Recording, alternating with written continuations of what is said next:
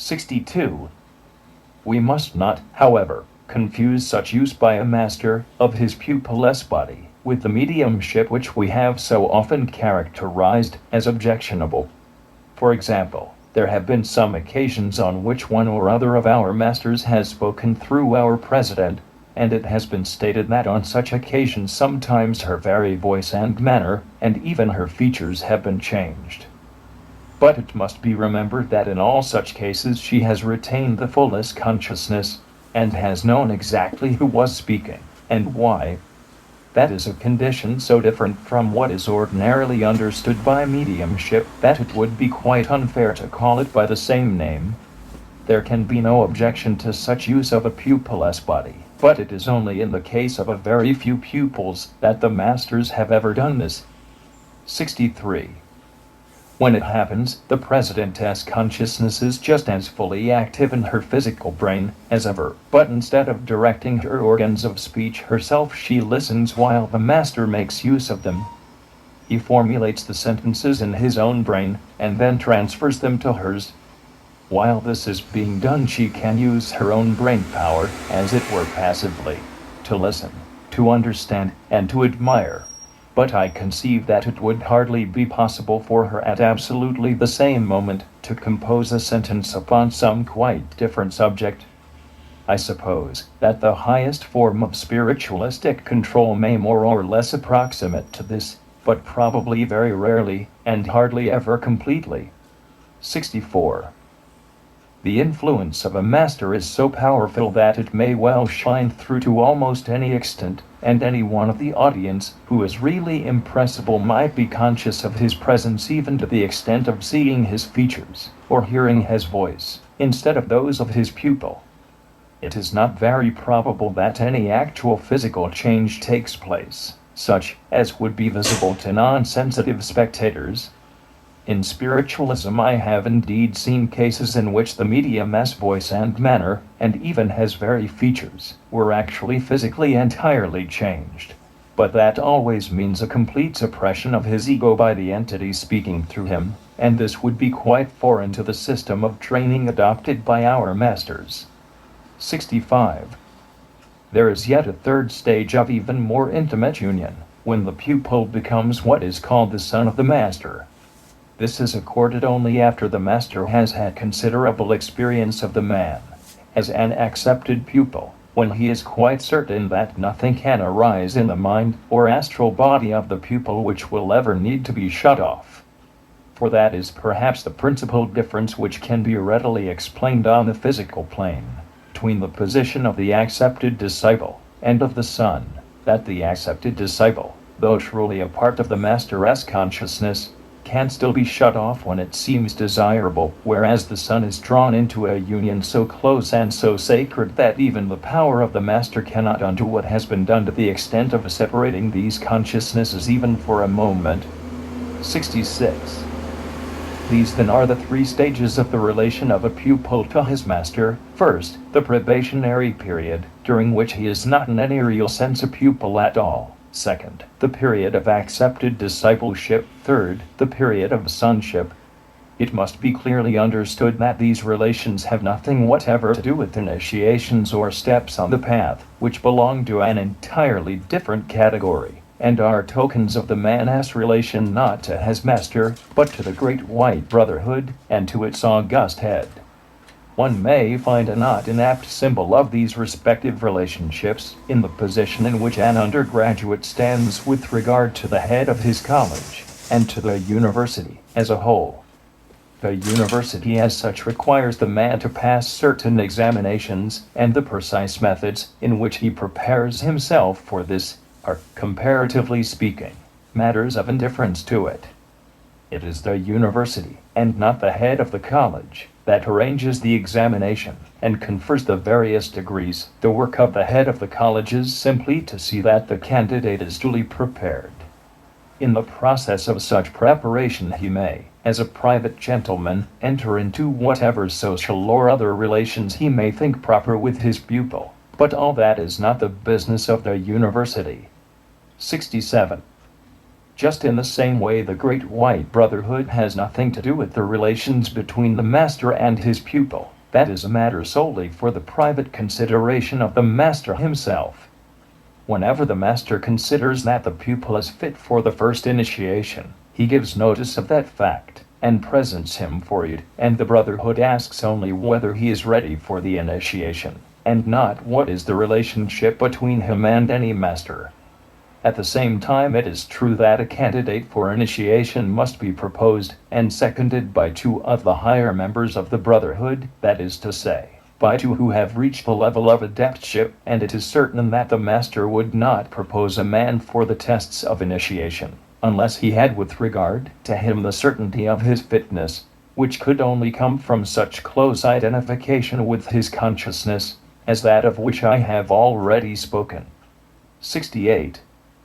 When a student hears all this, there naturally arises in his mind the question, how can I become the pupil of a master? What can I do that will attract his attention? As a matter of fact, it is quite unnecessary that we should try to attract his attention, for the masters are ever watching for those whom they can help to be of use to them in the great work which they have to do, and we need not have the slightest fear that we shall be overlooked. 69. I remember very well an incident of the early days of my own connection with the Great Ones a quarter of a century ago. I met on the physical plane a man of great enthusiasm, and of the most saintly character, one who believed thoroughly in the existence of the masters, and devoted his life to the one object of qualifying himself for their service. He seemed to me a man in every way so entirely suitable for discipleship, so obviously better than myself in many ways, that I could not understand how it was that he was not already accepted, and so, being young in the work, and ignorant, one day, when a good opportunity offered itself, I very humbly, and, as it were apologetically, mentioned his name to the master, with the suggestion that he might perhaps prove a good instrument. A smile of kindly amusement broke out upon the master's face, as he said, 70. You need not fear that your friend is being overlooked. No one can ever be overlooked, but in this case there still remains a certain karma to be worked out, which makes it impossible at the moment to accept your suggestion. Soon your friend will pass away from the physical plane, and soon he will return to it again, and then the expiation will be complete, and what you desire for him will have become possible. 71. And then, with the gentle kindness which is always so prominent a characteristic in him, he blended my consciousness with his in an even more intimate manner, and raised it to a plane far higher than I could then reach, and from that elevation he showed me how the masters look out upon the world. The whole earth lay before us with all its millions of souls, undeveloped most of them, and therefore inconspicuous, but wherever amidst all that mighty multitude there was one who was approaching even at a great distance the point at which definite use could be made of him, he stood out among the rest just as the flame of a lighthouse stands out in the darkness of the night. 72. Now you see, said the master, how utterly impossible it would be that anyone should be overlooked who is even within measurable distance of the possibility of acceptance as a probationer. 73. We can do nothing on our side, but steadily work at the improvement of our own character and endeavor, in every possible way, by the study of theosophical works, by self-development, and by the unselfishness of our devotion to the interests of others, to fit ourselves for the honor which we desire, having within our minds the utter certainty that as soon as we are ready the acceptance will assuredly come. We can do nothing but fit ourselves, and we have the certainty that as soon as we are ready we shall be accepted, because we know how great is the need of helpers. But until we can be utilized economically, until, that is to say, the force spent upon us will bring forth, through our action, more result than it would if spent in any other way, it would be a violation of duty on the part of the master to draw us into close relations with him. 74. We may be quite sure that there are in reality no exceptions to this rule, even though we may sometimes think that we have seen some. A man may become a probationary pupil of the master while he has still some obvious faults, but we may be very sure that in such a case there are good qualities under the surface which far more than counterbalance the superficial evils. Another thing that must be remembered is that, like the rest of us, the great masters of wisdom have a long line of lives behind them, and in those lives, like others, they have made certain karmic ties, and so sometimes it happens that a particular individual has a claim on them for some service rendered long ago in the remote past. In the lines of past lives which we have examined, we sometimes come across instances of such a karmic link. 75. One well-known case is that of a certain member, who, when a powerful noble in Egypt 6,000 years ago, used his influence with the authorities of one of the great temples, to introduce into it as a favored student a young man, who displayed the keenest interest in occult matters. That young student took up occultism with the greatest eagerness, and made the most astonishing progress in it, so that in every life thereafter he continued the studies begun in ancient Kim. Between then and now that young student has attained adeptship, and thus passed on far in advance of the friend, who then introduced him to the temple. In the work which he has had to do in these later days, he needed someone to put before the world certain truths which had to be published, because the time for such unfoldment was fully ripe. He looked round for an instrument whom he could use, and he found his old friend and helper of 6,000 years ago in a position in which it was possible to employ him in this work. At once he remembered his ancient debt, and repaid it by giving to his friend this wonderful privilege of being the channel of the truth to the world. 76. Such cases indeed are fairly numerous. We all know how at a period still far earlier one of the founders of the Theosophical Society saved the life of the other, who was at that time the eldest son of him, who is now the master and teacher of both, and thus established a karmic claim which has drawn those three into close relationship ever since. Again, on another occasion in the remote past, our president saved the life of her present teacher, when there was a conspiracy to assassinate him, and in yet another instance one who has but just passed the portals of initiation saved the life of the Bodhisattva, the great Lord Maitreya himself. 77. Now all these are unquestionably karmic links, and they constitute debts which will be fully repaid. So it may happen to any of us that in some past life we have come into touch with one who is now a master, or done him some slight service, and if so, that may well prove to have been the commencement of an association which will ripen into discipleship on our side. It frequently happens that people are drawn together by a strong common interest in occultism, and in later lives, when some of these have outdistanced the others, those who were once friends and fellow students often fall naturally into the relation of teacher and pupil. 78. No doubt a man may attract their attention in many ways. He may bring himself to the portals of the path by association with those in advance of him, by the force of sheer hard thinking, by devotion, or by earnest endeavor in good works, but all these are after all merely so many divisions of the one way, because they all of them mean that he is making himself fit for one or other department of the work that is to be done. And so when by any of these methods he reaches a certain level, he inevitably attracts the attention of the masters of the wisdom, and comes in some way into connection with them, though probably not upon the physical plane.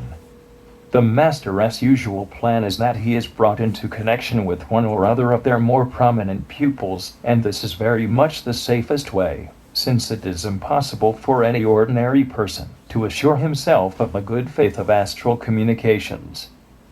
79. Unless a man has had very wide experience in connection with mediumship, he would find it very difficult to realize how many quite ordinary people there are upon the astral plane, who are burning with the desire to pose as great world teachers. They are generally quite honest in their intentions, and really think that they have teaching to give which will save the world. Now that they are dead, they have fully realized the worthlessness of mere worldly objects, and they feel, quite rightly, that if they could only impress upon mankind in general the ideas which they have now acquired, the whole world would immediately become a very different place. They are also fully persuaded that they have only to publish their discoveries upon the physical plane in order at once to convince everybody of their inherent reasonableness, and so they select some impressionable lady, and tell her that they have chosen her out of all the world to be the medium of a magnificent revelation. 80. Now it is rather flattering to the average person to be told that he or she is the sole medium in all the world for some mighty entity, the only channel for some exclusive and transcendent teaching, and even though the communicating entity should disclaim any special greatness, which he usually does not, this is put down to praiseworthy modesty on his part, and he is described as at least an archangel, even if not a still more direct manifestation of the deity. What such a communicating entity forgets is that when he was alive on the physical plane, other people were making similar communications through various mediums, and that then he never paid the slightest attention to them, nor was in any way affected by what they said, and so he does not realize that precisely as he, when immersed in the affairs of this world, declined to be moved by those very communications. So will all the world now go on contentedly with its own business, and pay no attention to him. 81. Often such entities assume distinguished names from what may almost be called a pardonable motive, for they know human nature well enough to be aware that if John Smith or Thomas Brown comes back from the dead and enunciates a certain doctrine, it will have very little chance of acceptance, no matter how excellent and how entirely true it may be, whereas the same words uttered by George Washington, Julius Caesar, or the Archangel Michael would be at least respectfully considered, and very probably blindly accepted. 82.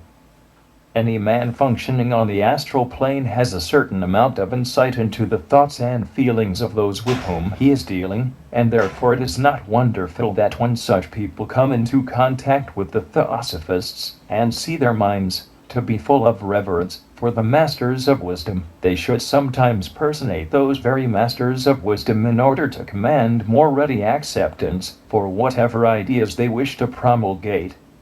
Also, it must not be forgotten that there are those who bear no goodwill to our masters, and desire to do them any injury which lies within their power.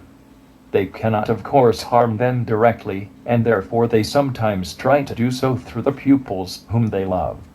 One of the easiest ways in which they can produce difficulties is by assuming the form of the master, who is so strongly revered by their victim, and in many cases such an imitation is quite perfect, so far as the physical appearance is concerned, except that it always seems to me that they can never quite get the right expression into the eyes.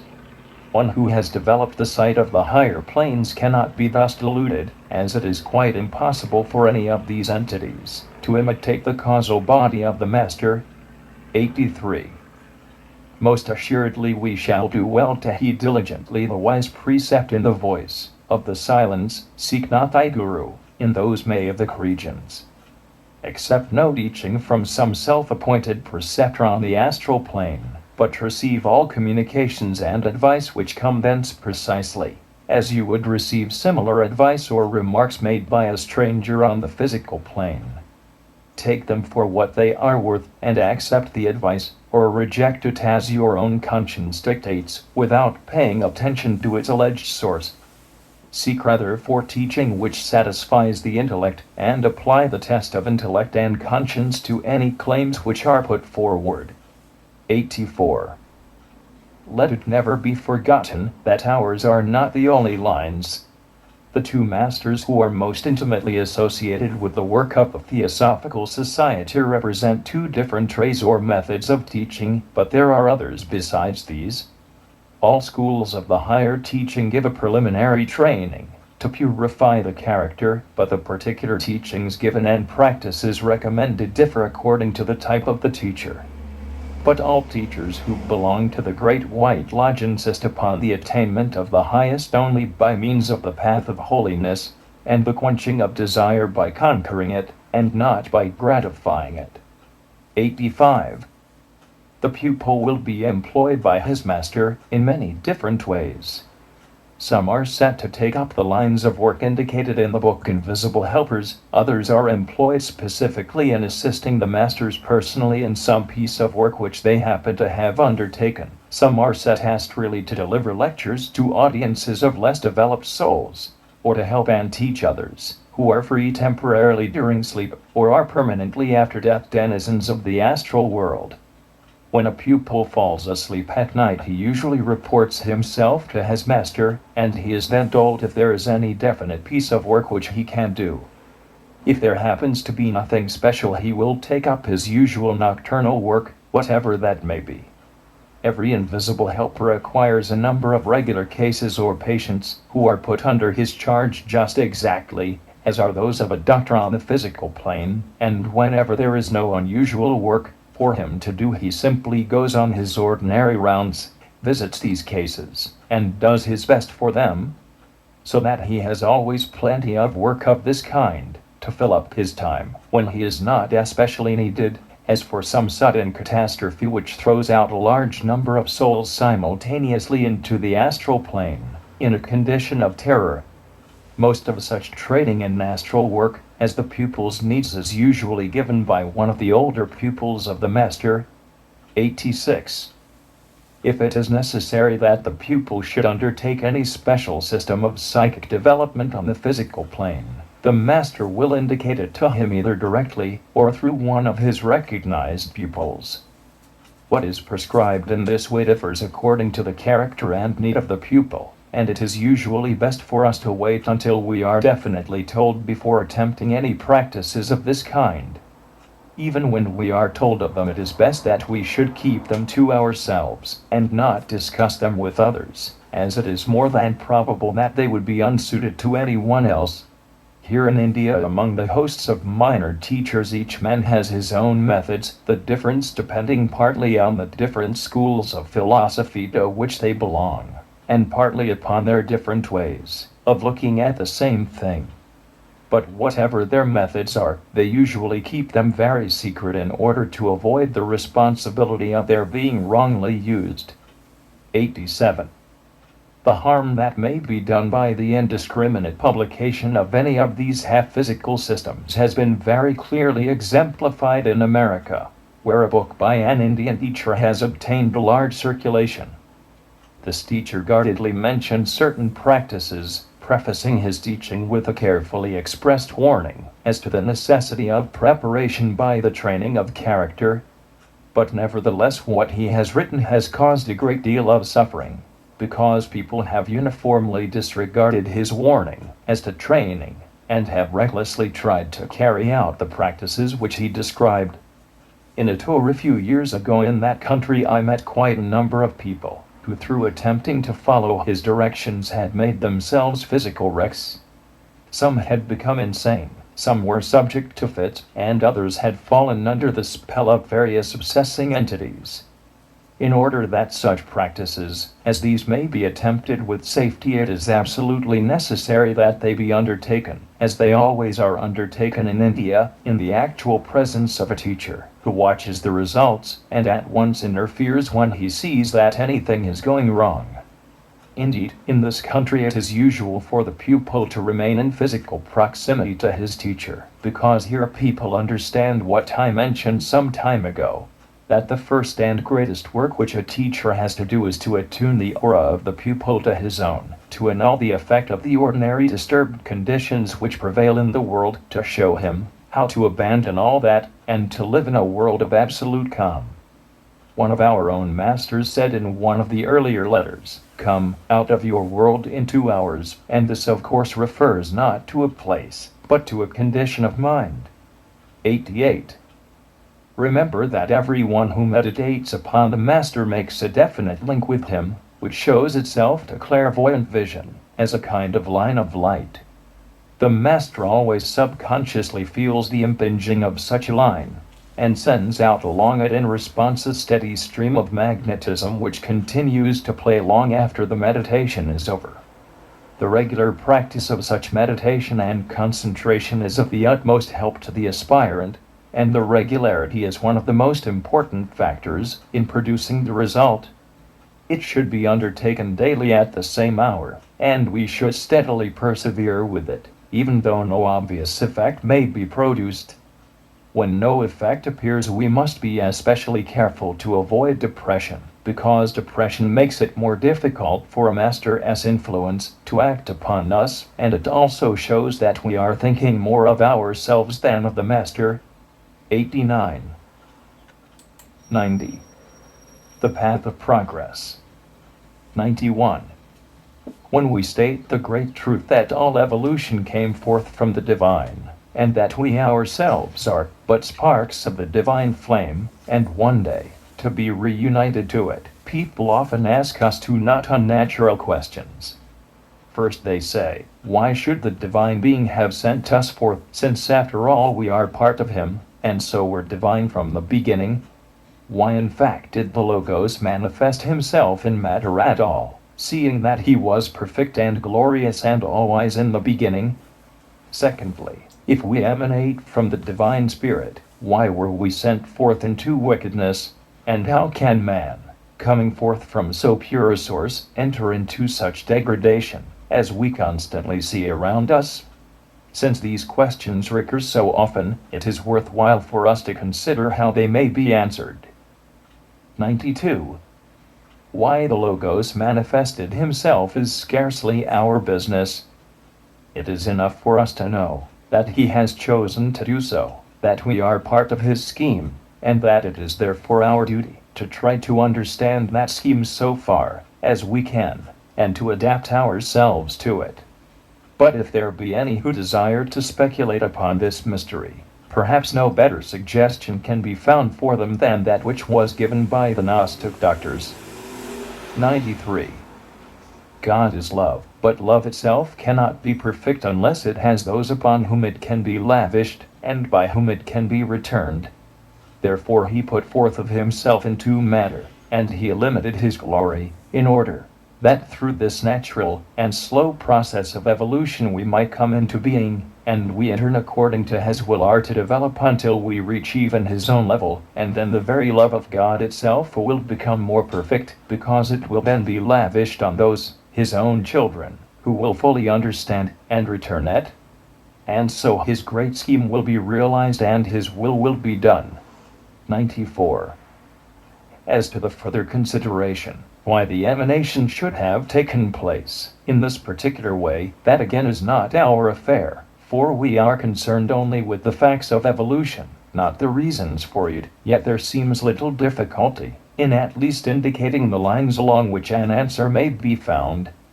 It is quite true that man is an emanation from the substance of the divine, but it must be remembered that the substance, when it issues forth, is undifferentiated, and from our point of view unconscious, that is, it has within it rather the potentiality of consciousness, and anything to which we are in the habit of applying that term.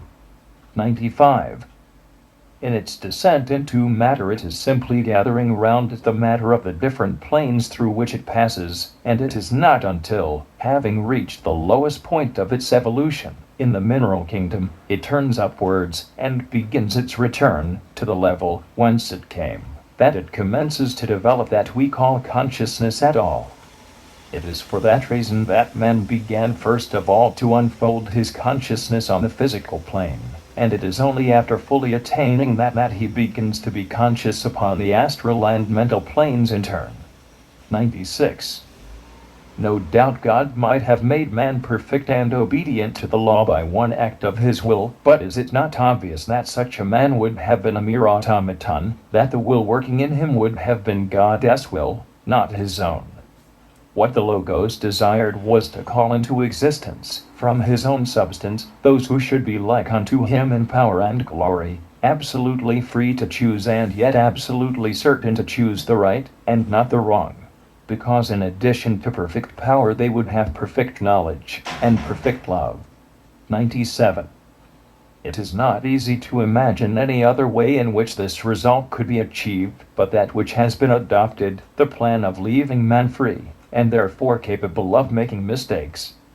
From those mistakes he learns and gains experience. And, although in such a scheme as this it is inevitable that there should be evil, and therefore sorrow and suffering, yet when the part these play as factors in man's evolution is properly understood, we shall see that the Chinese proverb is true which tells us that evil is but the dark shadow of good. Most emphatically it is true that, however black the clouds may look from below, those clouds are by their very nature transient, and above and behind them all the mighty sun, which will at last dissipate them, is always shining, so that the old saying is justified that all things, even the most unlikely looking, are in reality working together for good. 98. This much at least all who have made any real progress know for themselves, as an absolute certainty, while they cannot hope to prove it to those who have not as yet had the experience. At least they can bear testimony to it with no uncertain voice, and that testimony is surely not without its value for souls who are still struggling towards the light. 99.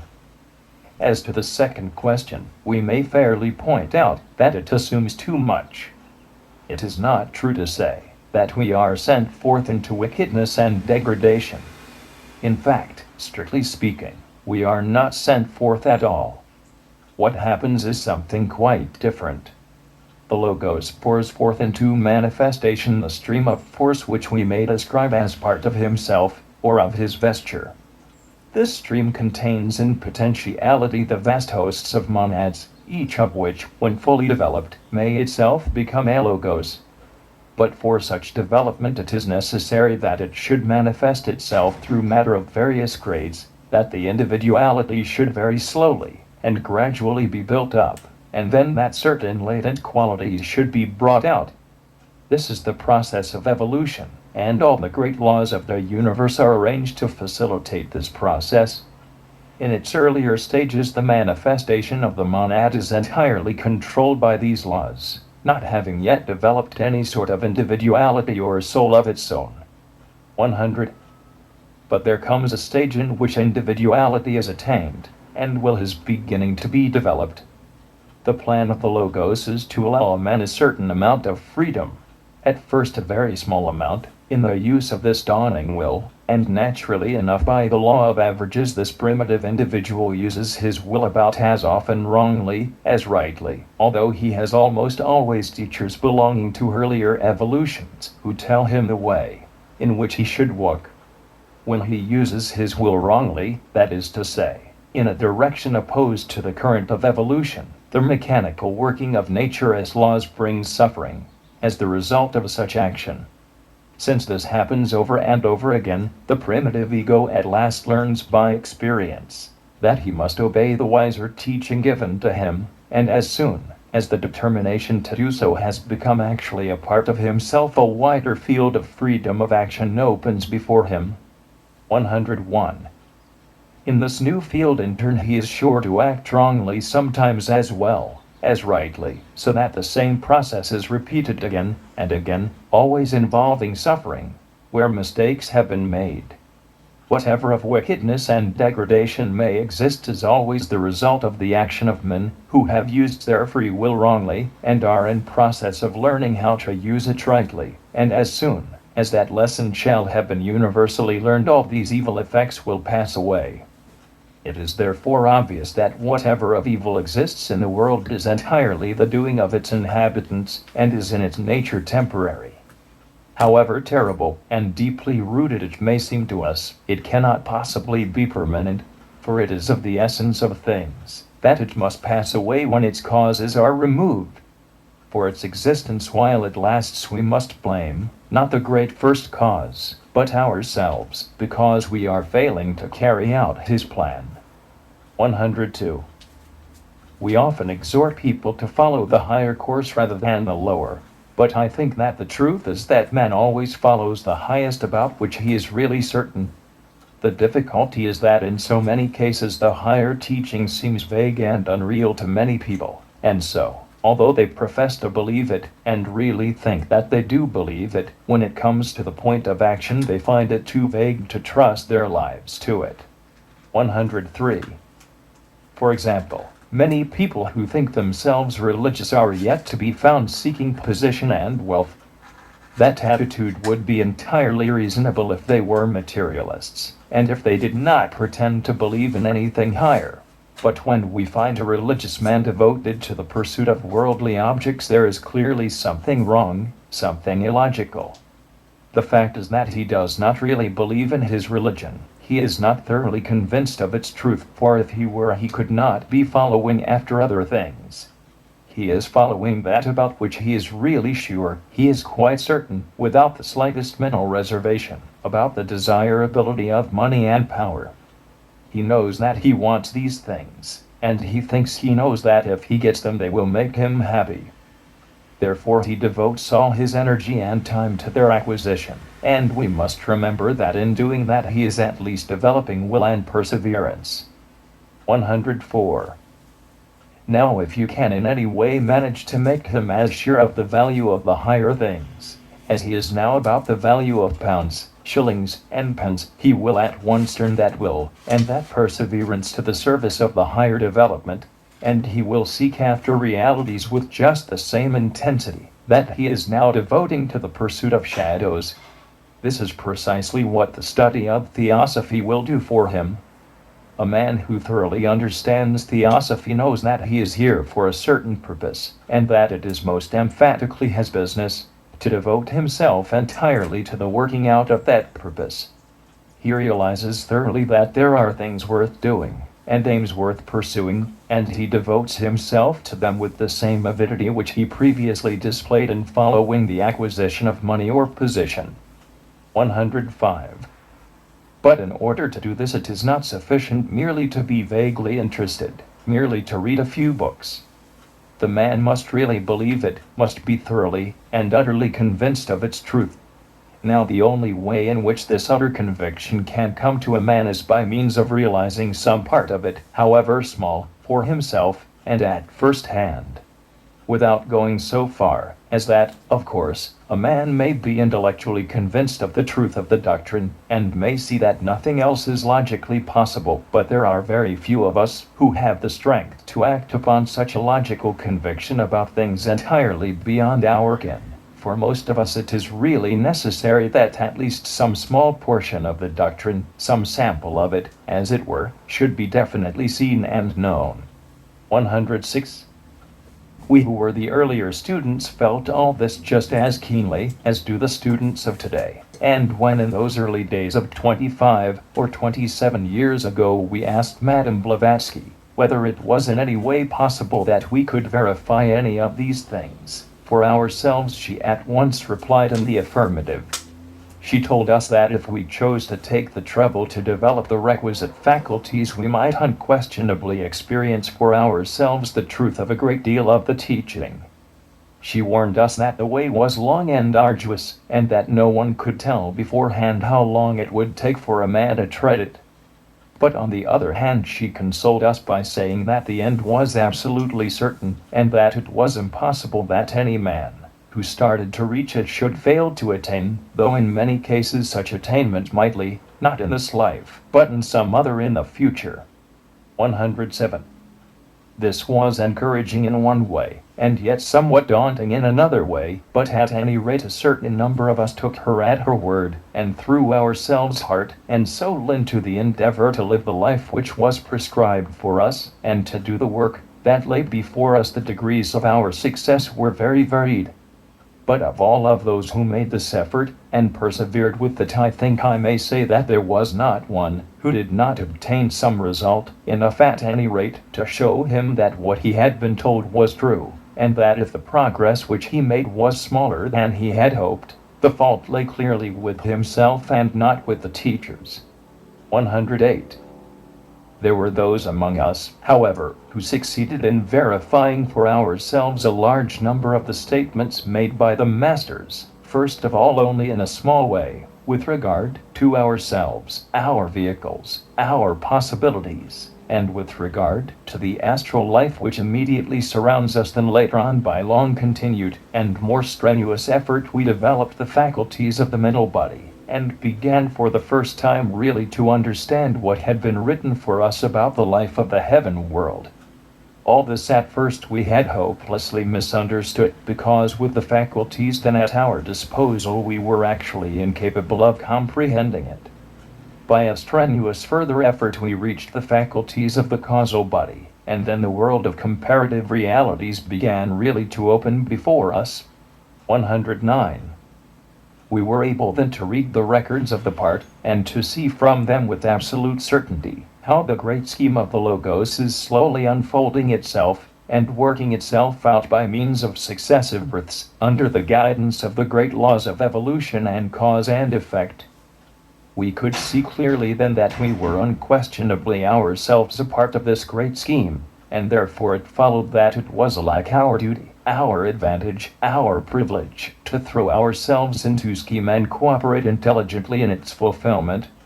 There was then no doubt for us about the fact of the great evolution, and the future of humanity, for it was clear to us that we had risen through the lower kingdoms, and we could see many stages both below us and above us. All the various stages of human life arranged themselves for us as steps upon a ladder. We could see these steps stretching up and down from the point which we ourselves occupied, and there were beings upon every rung of that ladder. Beings who were clearly engaged in climbing it. 110.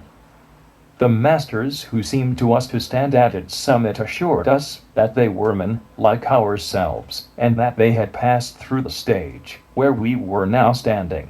Between us and them there was no break in the continuity, for every step of the ladder was occupied, and we ourselves watched the progress of some of those higher than we from one of these steps to another. When through custom the wonderful light of the higher planes grew less dazzling to us, we were able to see that even beyond the stupendous level occupied by the masters there arose still greater heights.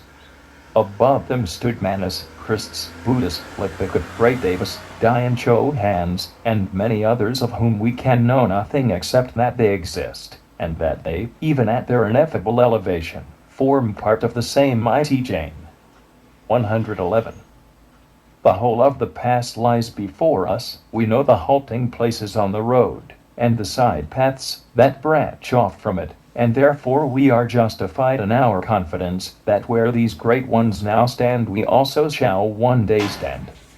Seeing and understanding the inevitableness of our destiny, we also realize that it will be quite useless to endeavor to resist it. Progress is the law marked out for us, and progress only is our happiness and our safety. As regards the progress that lies before us in this particular chain of worlds, the great majority of us are by no means yet what is technically called safe or saved. We reach that desirable position only when we have become members of the great brotherhood which lasts from eternity to eternity, by passing the first of the great initiations, that of the Sotapati or Srotapannak, the man who enters upon the stream. 112. To have taken that step is to have achieved the most important result, to have passed the most critical point in the whole of human evolution. For in the course of that evolution 3 points stand out beyond all others. The first is the entrance upon humanity, the attainment of individuality, the gaining of a causal body, the becoming a definite and apparently separate ego.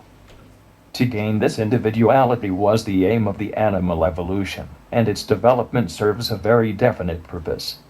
The object is to make a strong individual center, through which eventually the force of the Logos can be poured out.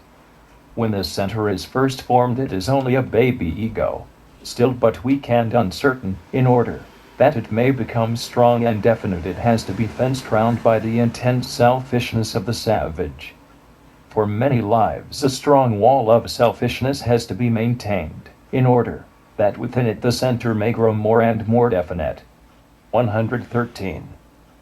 We may regard this selfishness as a kind of scaffolding, which is absolutely necessary for the erection of the building, but must be destroyed as soon as the building is completed, in order that it may be able to subserve the purpose for which it was erected. The scaffolding is unbeautiful, and if it were left after the building is finished it would make it uninhabitable. and yet without it the building could not have been achieved.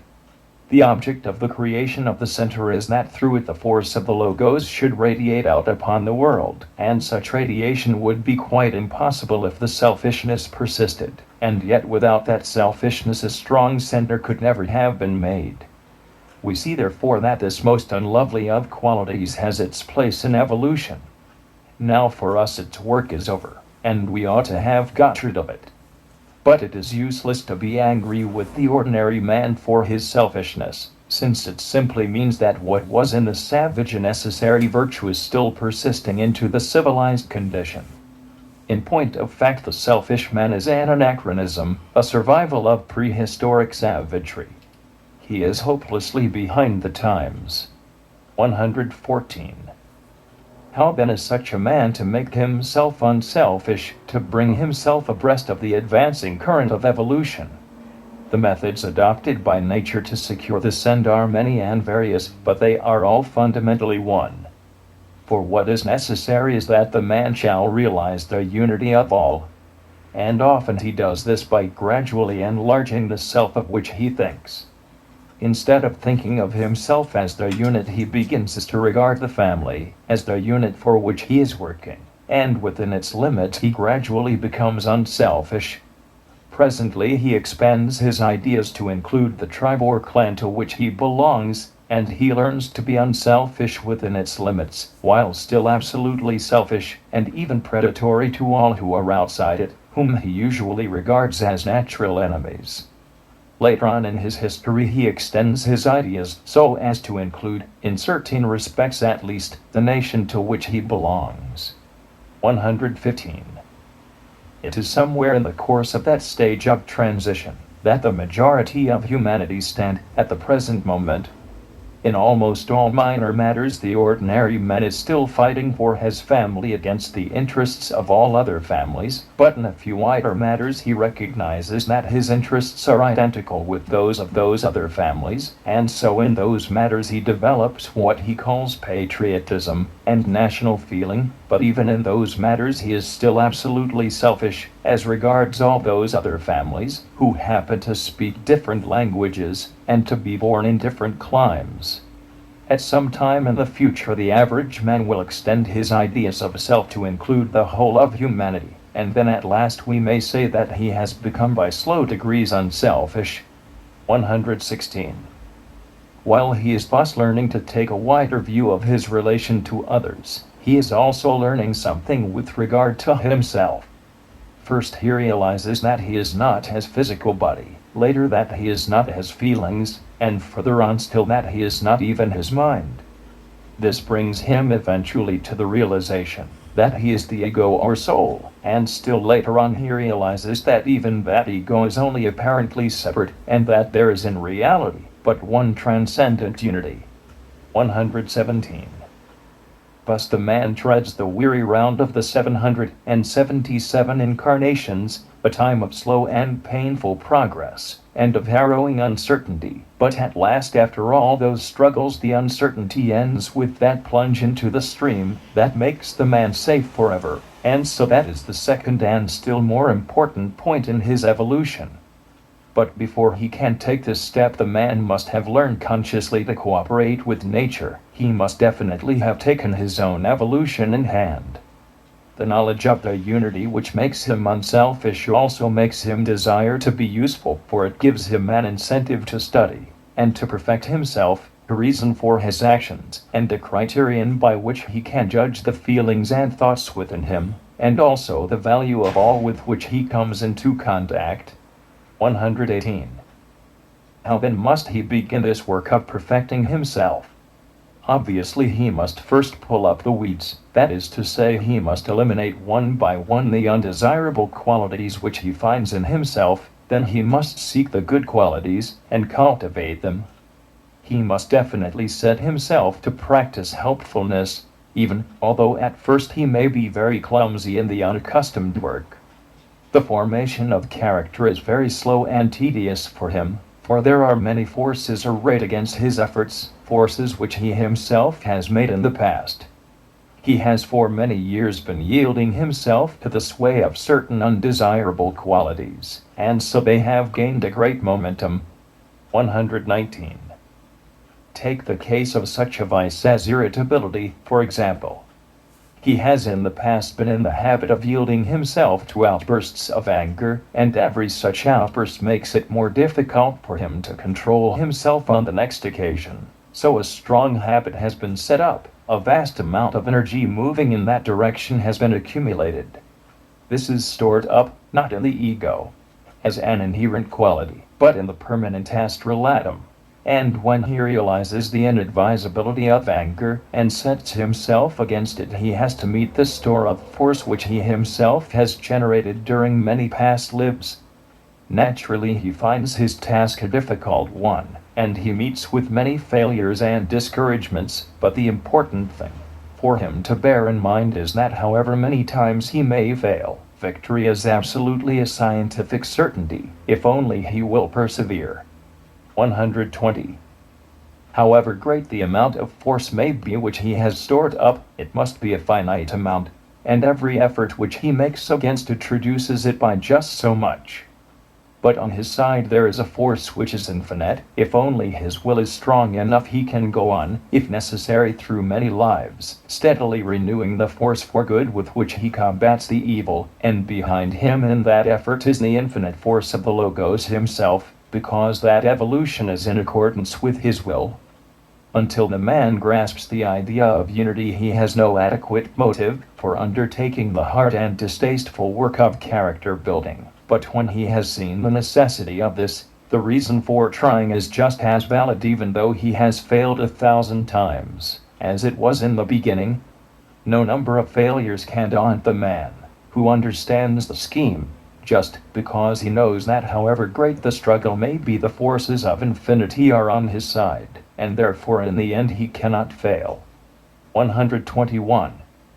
To be certain of remembering this purpose of his from life to life, he should raise his consciousness to the ego. But during the stages when he is as yet incapable of this, he will nevertheless impress that purpose upon the permanent atoms, and so it will be carried over with them from life to life. If the ego can be reached, the man will be born with the knowledge inherent in him. If he can only impress the permanent atoms, the knowledge will not actually be born with him as part of his stock in trade, but the moment that it comes before him in any form in his next incarnation, he will immediately recognize its truth, seize upon it, and act accordingly. This steady practice of virtue, and this persistent increase of knowledge will certainly lead him to the gate of the probationary path, and through that to the great initiation of which we have spoken.